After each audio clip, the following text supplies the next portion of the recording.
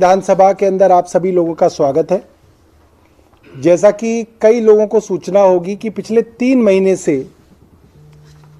दिल्ली के मोहल्ला क्लिनिकों के अंदर डॉक्टरों और अन्य कर्मचारियों की जो मेहनताना है, जो रेन्यूमरेशन है, वो नहीं दिया जा रहा था। सितंबर, अक्टूबर और नवंबर महीने का मेहनताना नहीं दिया गया और जो टेस्ट मोहल्ला क्लिनिक में होते हैं उन टेस्ट को करने वाली कंपनियों को पैसा भी कई महीनों से रोक दिया गया और उन कंपनियों ने टेस्ट भी मोहल्ला क्लिनिक के अंदर करने बंद कर दिए। इस विषय में एक याचिका दिल्ली विधानसभा में आई थी, जिस विषय में आज दिल्ली विधानसभा की याचिका समिति यानी कि पिटिशंस कमेटी ने chief principal secretary finance Shri Ashish Chandra Verma, जो 1994 बैच के अफसर हैं, उन्हें बुलाया था। मिस्टर अमित सिंगला जो हेल्थ सेक्रेटरी हैं, प्रिंसिपल हेल्थ सेक्रेटरी हैं, 2003 के आईएएस अफसर हैं, वो आए थे। संजीव जैन, मिस्टर रावत, डॉक्टर नूतन डीजी हेल्थ और डॉक्टर शैली कामरा प्रोजेक्ट कोऑर्डिनेटर मोहल्ला क्लिनिक को बुलाया गया था और उनसे उनकी गवाही आज कमेटी ने रिकॉर्ड की, जिसमें ये बात सामने आई कि तनख्वाह देने के लिए जो फाइल पैसे मांगने के लिए, ग्रांट मांगने के लिए हेल्थ डिपार्टमेंट ने फाइनेंस डिपार्टमेंट को भेजी, उसके अंदर फाइनेंस डिपार्टमेंट ने कुछ ऐसी डॉक्यूमेंट्स की मांग की जो आज से पहले कभी नहीं मांगे गए। मसलन कैबिनेट का डिसीजन मांगा गया, कोई अमेंडमेंट हुई तो वो मांगी गई और ये ऑन ओथ हेल्थ डिपार्टमेंट के अफसरों ने बताया कि इतने सालों से तनख्वाह डिस्पर्स होती थी, मेहनताना डिस्पर्स होता था, ये कभी नहीं मांगे गए। और कमेटी ने ये पाया कि मात्र डिले करने के उद्देश्य से, मेहनताना और मोहल्ला क्लिनिक का पैसा रोकने के उद्देश्य से ये काम फाइनेंस डिपार्टमेंट के प्रिंसिपल सेक्रेटरी आशीष चंद्र वर्मा ने किया।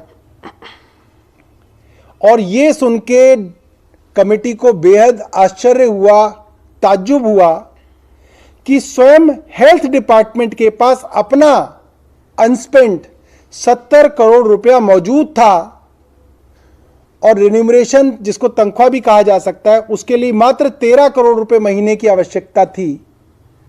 तो पर्याप्त धनराशि होने के बावजूद भी हेल्थ डिपार्टमेंट ने वो पैसा नहीं खर्चा और उस पे भी फाइनेंस सेक्रेटरी मिस्टर आशीष चंद्र वर्मा ने रोक लगा रखी थी कि आपके पास जो पैसा है वो भी आप नहीं खर्चेंगे जब तक फाइनेंस डिपार्टमेंट इसकी जो है इजाज़त नहीं देता।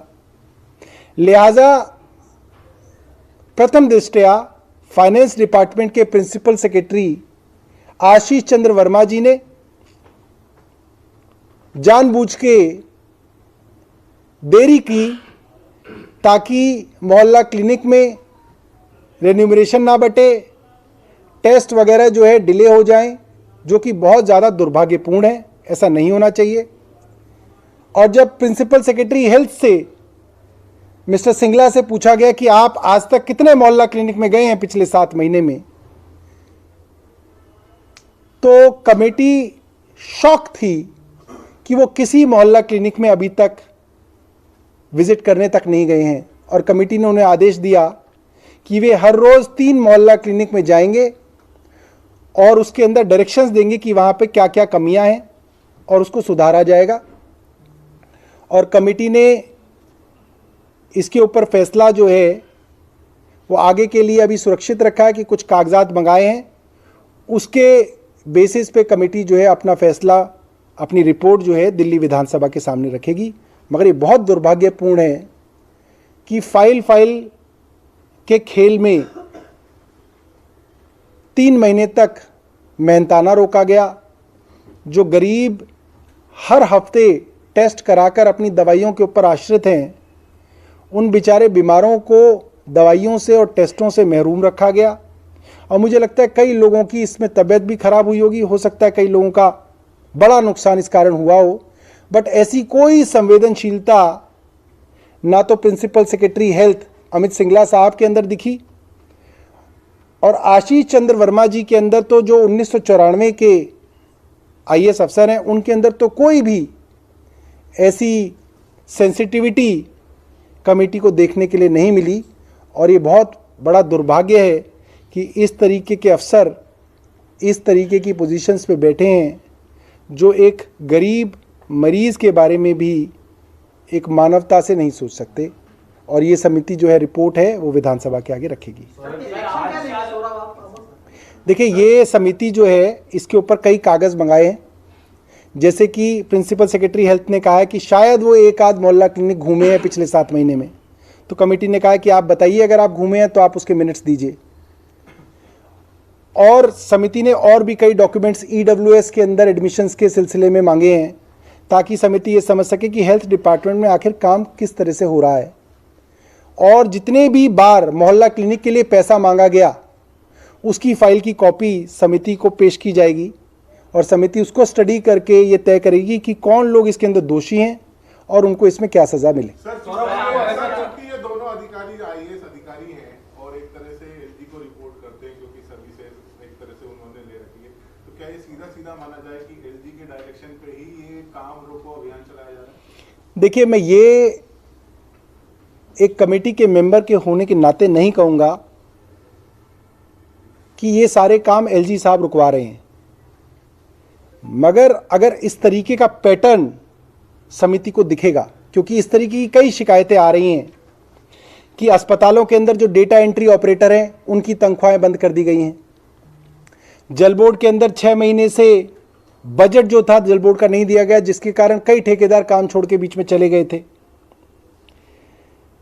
पिछली 3 हफ्ते पहले मुझे याद है, या शायद 1 महीना पहले, हमारी समिति के अंदर ये मामला आया कि विधवाओं को और विकलांगों को और बुजुर्गों की पेंशन 3-3 महीने इसी तरीके से फाइल पे रोकी गई हैं।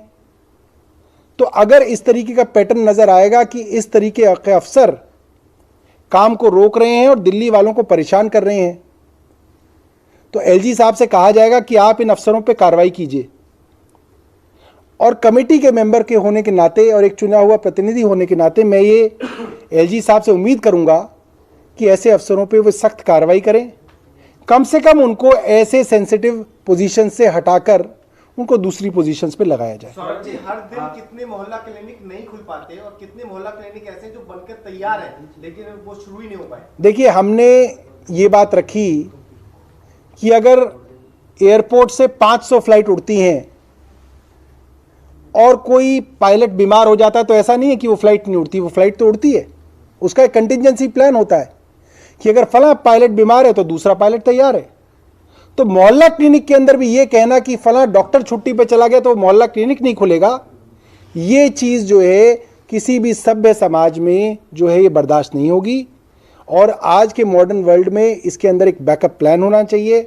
आपके पास ऐसे डॉक्टर्स होने चाहिए जो बैकअप में मौजूद हों। अगर 30 मोहल्ला क्लिनिक में औसतन डॉक्टर नहीं पहुंचता है तो उनके बैकअप में 30 डॉक्टर दिल्ली सरकार के हेल्थ डिपार्टमेंट में होने चाहिए, जिसकी डायरेक्शंस हम लोगों ने आज दी हैं और उन्होंने कहा कि वो इंटरव्यू करके इस तरीके के डॉक्टर लेंगे। सौरभ जी, आपसे पहले सुकेश आरोप चिट्ठी लिख के लगाते थे, खुद सामने आया, कहा कि 7 करोड़ रुपया उसने आम आदमी पार्टी को दिया है। देखिए, सबसे पहले तो ये कि मीनाक्षी लेखी भी सुकेश जी कहती हैं उन्हें, आप सिर्फ सुकेश कह रहे हैं, ये तो बहुत गलत है। जैसे किसी बार उसामा जी कहा गया था, ऐसे ही अब सुकेश जी कहा जा रहा है भारतीय जनता पार्टी द्वारा, और वो भारतीय जनता पार्टी के स्टार प्रचारक हैं। भारतीय जनता पार्टी जो कहेगी वो कहेंगे, जो मदारी कहेगा वो जमूरा करेगा, तो ये वही है और कुछ नहीं है इसके अंदर। लेकिन आरोप सीधे तौर पर लगाए गए थे, सीधे ही लगाए जाते हैं आरोप। 7 करोड़ रुपए आपने लिए हैं। किसने? हमने लिए भैया, हमने तो आज तक 1 करोड़ एक साथ देखे भी नहीं है। हमें ये भी नहीं पता कि 1 करोड़ कितने बड़े बैग में आएंगे।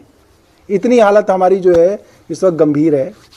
और बाकी आपको पता ही है, ये इल्ज़ाम वगैरह जो हैं ये सब जो है ये कोरी बकवास है।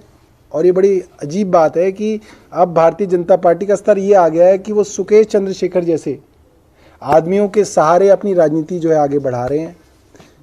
बहुत जो है दुर्भाग्यपूर्ण है। ये वही सुकेश चंद्र हैं जिन्होंने रेनबैक्सी के मालिकों से 230 करोड़ रुपए लेके उनकी डील कराई थी और अमित शाह जी के नाम पे 230 करोड़ रुपए लिए गए थे।